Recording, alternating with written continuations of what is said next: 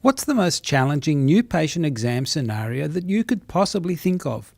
The one that I can think of is that, let's say I graduated yesterday. I'm a brand new dentist. I get a job in a practice, and that practice happens to be next to a bus stop. The patients that we get in are mainly patients who happen to wander in because they're just waiting for a bus.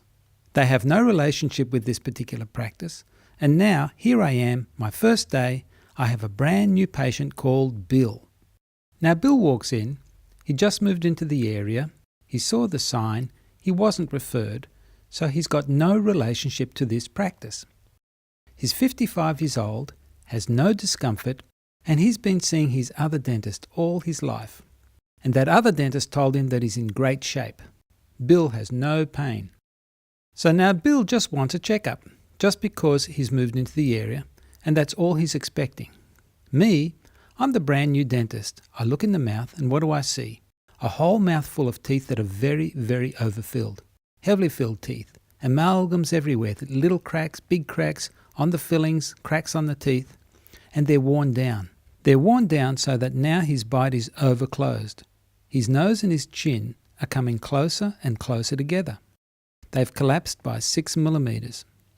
I look at this whole picture, and because I'm a well-trained dentist, I can see that there's a big problem here. And my decision is that if this were my mouth, I would want a full mouth reconstruction.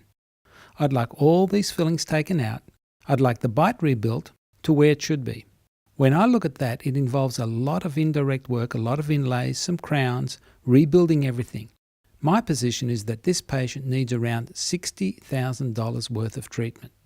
If you can remember where Bill's coming from, where he's expecting nothing and he's got no discomfort, what do you think my chances are? Do you think that there's any possibility that while you're trying to explain to Bill the relationship could become a little fractured? The big challenge with Bill, when you think about it, is that Bill's not neutral.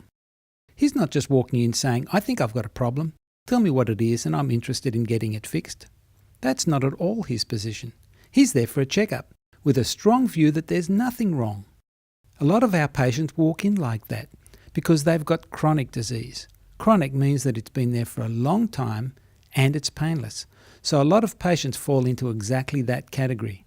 He's got some embedded incorrect views, and if we don't change them, he's headed for some big problems in the future. The patient's optimum treatment objective, and we're going to use the word POTO for that, otherwise it's a big mouthful. Typically, the POTO of an average patient is that they just want minimum treatment and minimum cost. Many patients fit into that category. When we're working with them, it feels a little bit like this, that they're dying to get out as quickly as possible.